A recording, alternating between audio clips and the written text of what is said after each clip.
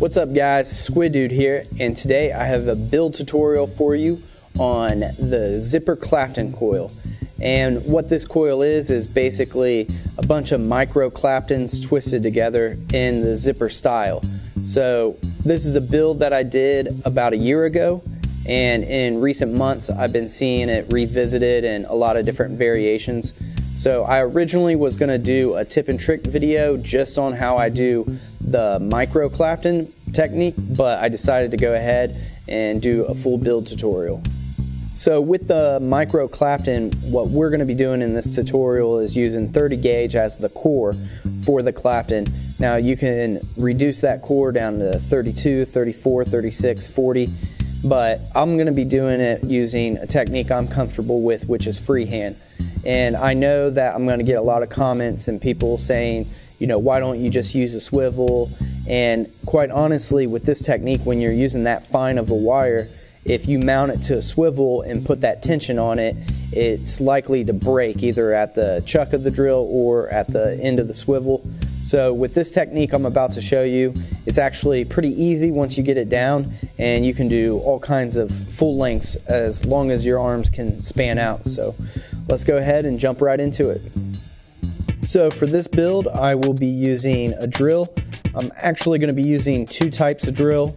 On the initial Clapton, I will be using a corded drill, and then to finish the build off, I will use a battery powered drill. You'll of course need a pair of pliers, wire cutters, some scissors, and tweezers. I'll also be using masking tape and a micro screwdriver. The micro screwdriver that I'm using, I use for a very specific reason, and you'll see that a little later on, but these metal ones work perfect. For this build, I will be using 38 gauge and wrapping that around a 30 gauge core. Typically, I like to use 40 gauge or 42 gauge as my outside wire, but I'm currently all out of it. And as for the core wire, 30 gauge is a great place to start, but you most definitely can reduce that size. But what happens is once you're done making this wire, regardless of the core wire you use, the coil, when you go to wrap the wire, the coil is going to be very springy, so just keep that into consideration.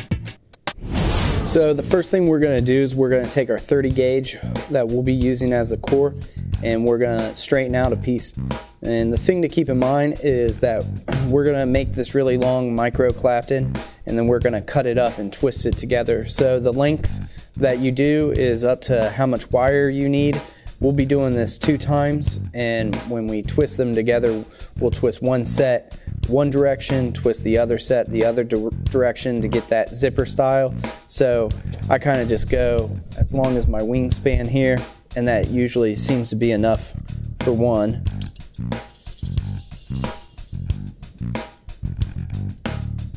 Let's give it a little tug.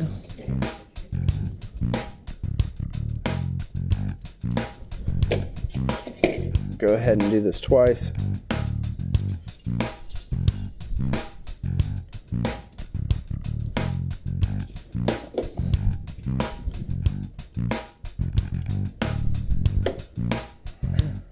Alright, so for this next step, what we're going to do is we're going to take this micro screwdriver and tape it to the side of my finger. And so I use this screwdriver, the metal version, because it has this little groove cut out in the handle, which works perfect for what we're about to do. And the idea behind this is when you tape this to your finger, you have your wrap wire feeding in between your finger and the screwdriver. And so your finger supports the unwrapped portion of the core, and the screwdriver supports the wrapped portion of the core. And so this allows you to keep enough tension on your Clapton wire while you move down the wire. So the wire won't kink, it won't bend on you and possibly ruin what you've done. It's a little weird at first, especially when you're right up against the drill, but once you start working down the wire, you'll get to a point where you don't even have to move your hand, and all you have to do is every few seconds move the drill back, but you'll see that shortly. So we'll go ahead and tape this up. One thing to consider is I try to tape the screwdriver where the groove is right in line or just slightly above my first knuckle, and that's just where I'm comfortable.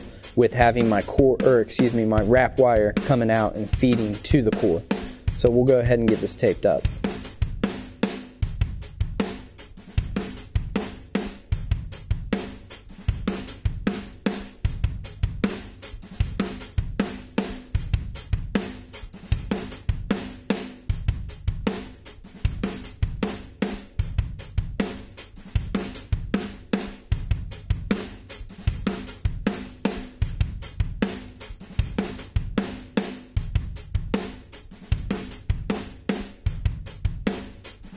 So I'm going to take this 38 gauge and feed it in between the screwdriver and my finger.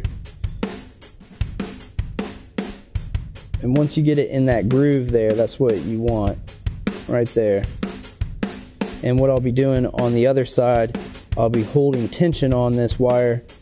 I'll kind of put my pinky over or under the wire and then feed it through the pinky and my ring finger, and then I'll hold tension on it on my middle finger with my thumb. So then once you get it kind of set up and you get comfortable, you'll want to go ahead and get it started here on this 30 gauge. And like I said, it's a little weird at first when you're up against this drill, but once you work your way down the wire a little bit, it becomes a lot easier. And before you start this, you want to make sure that the 30 gauge core, the full length of it, there's nothing in its way. You want it to be able to move pretty freely. The faster you go, the more violent the end is going to whip around. So you just want to make sure there's nothing that the core can snag on. So if you're working on like your computer desk or something like that, you want to clear it off for this. So we'll go ahead and get this started.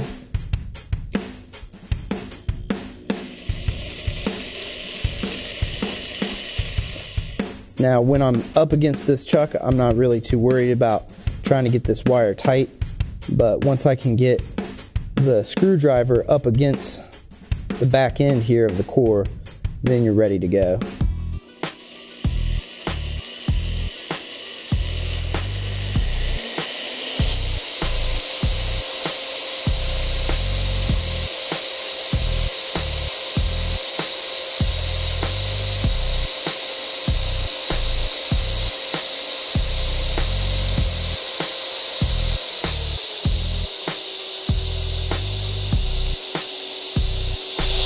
So when you get to about this far away from the drill, this is when you can start to just move the drill back and not necessarily your hand.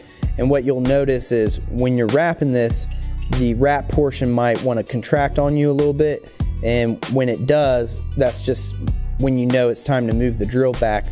The goal here to make this as smooth as possible and to go as quick as possible is you want to keep the wrap portion and the unwrap portion as straight as you can.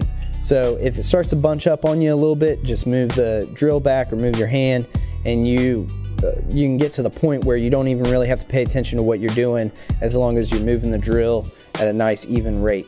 So we'll go ahead and finish this up.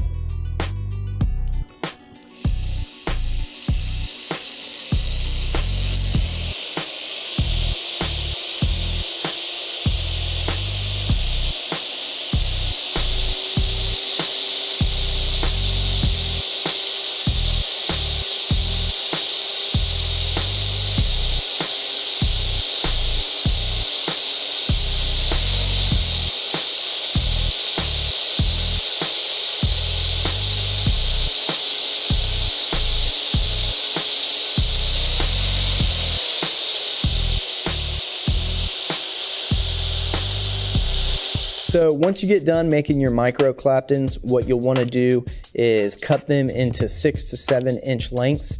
And when you're handling the wire, you want to be very careful. It can bend very easy. So you'll need 6 pieces of wire to do a single coil, and you'll need 12 if you want to dual it. And what we'll do is we'll go ahead and we'll take 3 pieces of wire at a time and twist them together. I'm using the battery power drill for this because the trigger control is a little bit easier for me. I'm a little bit more familiar with it. The corded drill, it's a lot stiffer. So yeah, we'll go ahead and the first set of wires we'll twist clockwise, and then the second set we'll twist counterclockwise.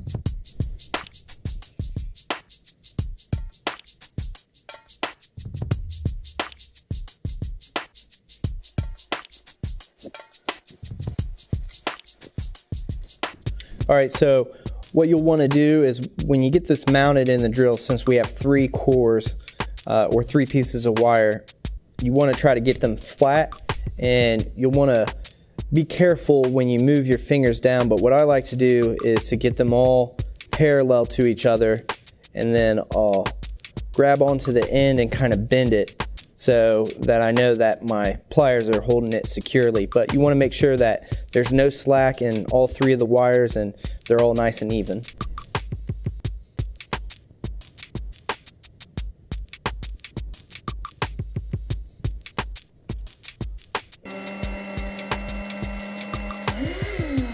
So when I start twisting this wire, what I like to do is I like to start off nice and slow and make sure that I get a nice even twist. Now you want to make sure that you don't twist it too much, but you got to make sure that you twist it enough.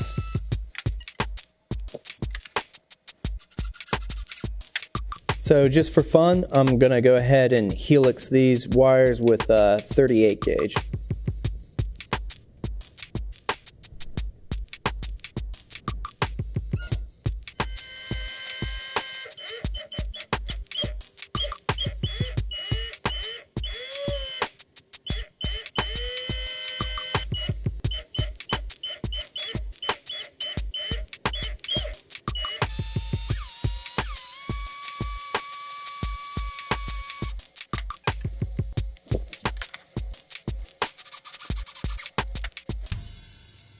So once I get done twisting the wires up, I like to place them side by side and look under the macro lens to see how closely they match each other. In this case, I'll take the top wire and I'll go ahead and reinsert it into the drill and twist it a little bit tighter. And this is kind of a little back and forth until I can get them to match. Alright, so the last step here is to coil it up and mount it. Just keep in mind, once you do coil this up, it is very springy, so it doesn't hold its shape very well until you anneal it. And I know I have a tip and trick video on how to wrap parallels. However, with this method, I'm going to wrap both at the same time to ensure that they have the greatest chance of lining up. So let's do it. I'm wrapping this around a 3mm screwdriver.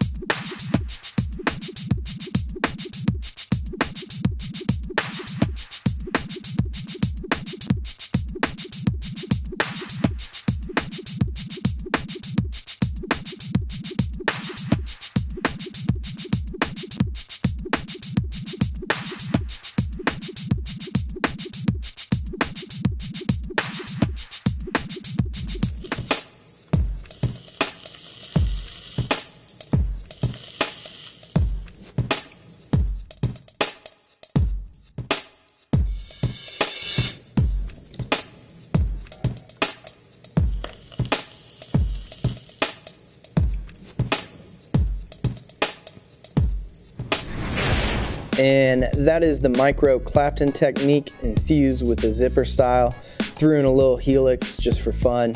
There's a couple things you should consider once you have the wire made and coiled up and you're mounting it. You want to be very careful because you can very easily damage those Micro-Claptons.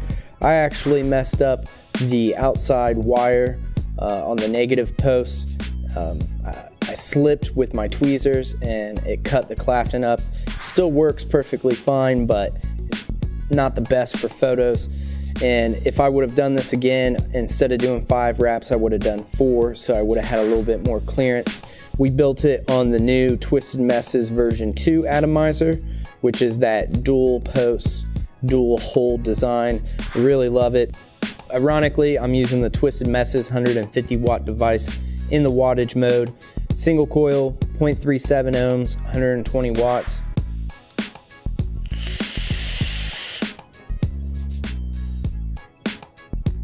Really great flavor off of this build. You know, you got all those mini Claptons in there, so it really soaks up the juice. It can hold a lot of juice. It's not really warm, even single coil at 120 watts. Not very warm, not very throaty. It's a pretty cool vape, really smooth. It's a great all-day vape. I can see myself vaping these in a dual setup with four wraps, clocking in somewhere around 0.15 all day. A great all-day vape.